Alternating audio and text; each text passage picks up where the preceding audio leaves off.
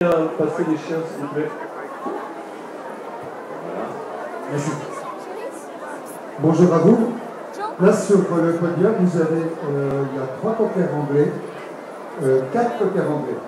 Alors, à savoir que les cockers anglais, ce sont des spaniels. Et lorsque les gens disent spaniel, en définitive, il y a 8 races. C'est une famille de chiens. C'est exactement pareil que les labradors. Les labradors font partie de la famille des retrievers. À savoir que tous les chiens sont classés par groupe, du premier au 10e groupe. Le chien que vous avez vu auparavant, ils font partie du 2e groupe. Là, en l'occurrence, les cockers anglais, ce sont des chiens du 8e groupe. Ce sont des chiens de chasse. Ce sont des spaniels. Et dans les spaniels, vous avez 8 races, dont le cocker anglais, qu'on appelle l'English cocker spaniel. Vous avez également le cocker américain, le Phil spaniel, le Clumber spaniel. Je vous dis, il y a 8 races. Donc, pour en venir au cocker anglais, vous avez là, en l'occurrence, là où vous allez, j'ai 3 unicolores, ce qu'on appelle des fauves orangés. Avant, on les appelait des golden, on les appelait des rouges également. Là, en l'occurrence, ce sont des fauves orangés et des fauves clairs. Excusez-moi. Et vous avez également à côté un pluricolore qui est d'un marron roiné. Blanc, marron roiné. Voilà. À savoir que les cockers anglais, vous avez les unicolores, c'est-à-dire les fauves, les noirs et les noirs et feux. Et tous les autres couleurs, les noirs et blancs, les marrons et blancs, les tricolores, c'est ce qu'on appelle les pluricolores. Alors, il faut savoir également que le cocker anglais est un chien de chasse. C'est pas un chien qui est dit chien de compagnie. C'est un chien qui ne doit pas rester, pour moi, que j'élève des cockers anglais depuis 37 ans, c'est un chien qui ne doit pas rester plus de 5 heures en appartement seul. C'est un conseil que je donne éventuellement aux futurs acquéreurs de cocker anglais, pas plus de 5 heures seul en appartement.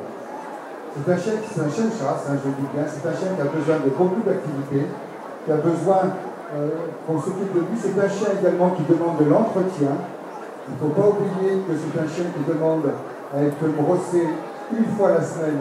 C'est un impératif, sinon on se retrouve vite fait avec des nœuds, et malheureusement ça se termine par la tondeuse.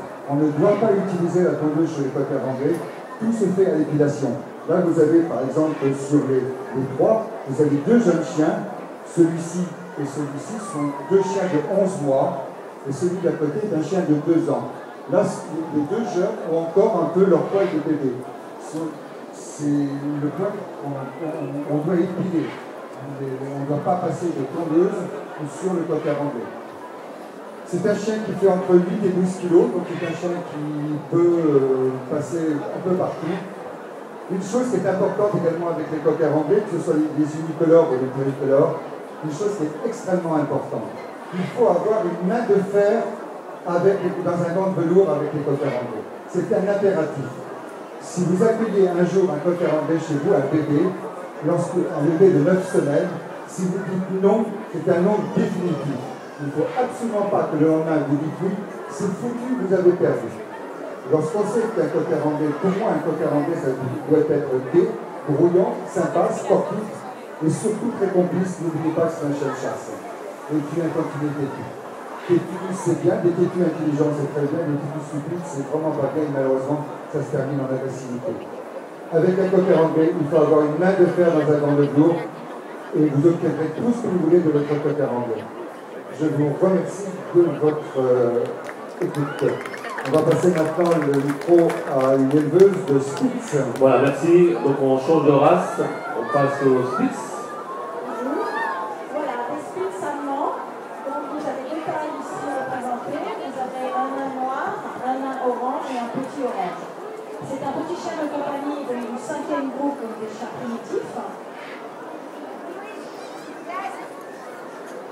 Très obéissant comme vous l'avez remarqué. C'est un chien qui est très proche de l'homme.